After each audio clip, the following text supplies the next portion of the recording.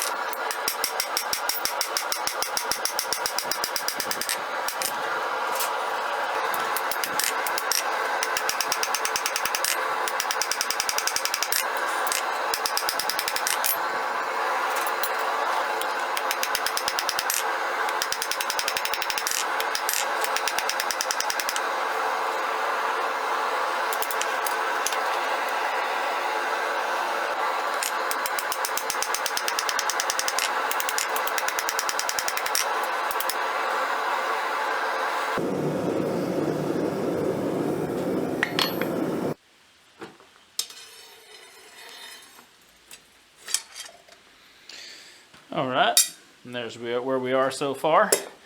At the beginning of the video, I made mention that wakizashis were 18 to 24 inches for the blade, and I was mistaken with that. It's actually 12 to 24 inches. We're looking here like we're about in the 16.5 and 16 3/4 inch blade length, which is perfectly fine. It's pretty much exactly where I want it to be. I'm pretty happy with the way that it's turning out so far. So once this cools down completely, we get done the grinder, we'll get it cleaned up. Another little thing to throw out there to all of you katana, wakizashi, Japanese blade purists is obviously this is not what you're going to classify as a real wakizashi or katana, and to that I say this is an artistic interpretation. Nowhere does it say that I'm making a real ancient Japanese sword. It's inspired by those. I love the history of the katana, wakizashi, tanto, and the samurai in general, and ancient Japanese history, and it inspires me to create works of art and makes me be a better smith by looking and studying the older swords and knives. So with that being said, obviously this is not made of tamahagane, but it still should turn out pretty cool. So once it cools down, we're going to get it on the grinder, get all the scale cleaned off, get everything roughed in, then we'll get ready for heat treat.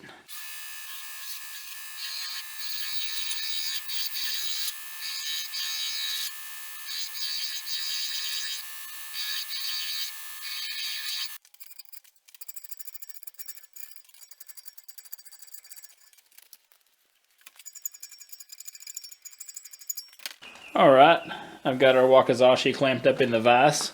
I've got some blue Dicam layout fluid here on the spine because even though I have a belt grinder in there, I don't have a large enough wheel to actually get a good enough contour on this, and you can feel the little humps and bumps in it. So I'm going to get a file and I'm going to come in here and work this and smooth this out the best that I can, and then we'll move on to addressing a few other things.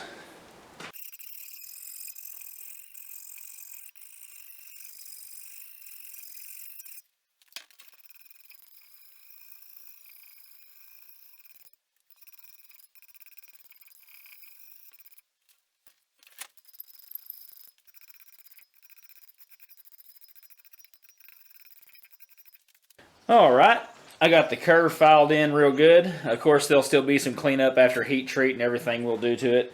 But I did, as I was working, I did notice that there was a little bit of a wave in the edge, so I threw it back in the forge and got it straightened out really good. We're going to take it to the surface of the granite surface plate, put some Dicam on this, and give ourselves some scribe lines so we can go ahead and rough in our bevels, and then we should be ready to move on to heat treat. So let's get on it.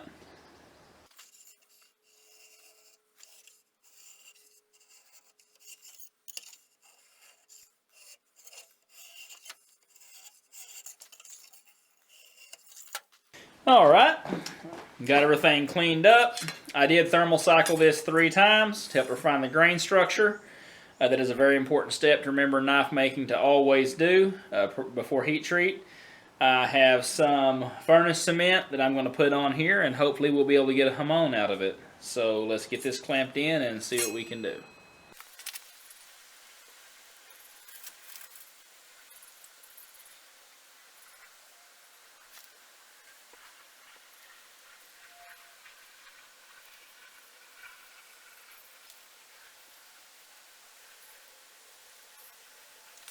Alright, so our furnace cement has dried out. It's taken about 3 days due to the humidity here, but it's dried out nicely. You can also put this on and put it in an oven, let it cure out. I think it's 400 degrees. It'll dry it out pretty well. But you definitely want it completely dry before quenching it, because if it's still wet, it'll actually release and won't really give you the look that you're going for. Which, this may be an epic failure as well. We're about to find out. So I got the forge getting up to temperature. Let's get it in there. I've already thermal cycled this blade. So as soon as we get the temperature, we're going to quench it and then move on from there.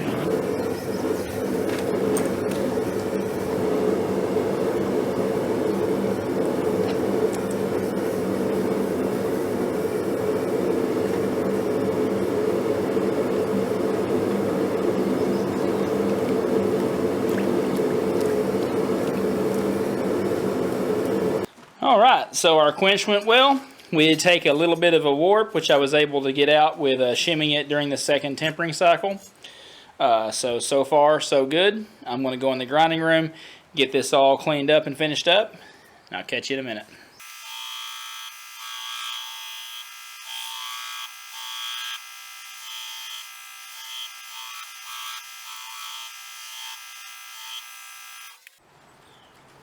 Alrighty, folks. This is where we're going to stop for the day. Got everything cleaned up. Now we'll move on to hand sanding. And we'll pick up on the next video with etching the blade, seeing if we got that hamon in there. And we'll start on the fittings. I appreciate you for joining me for this part 1 of this build.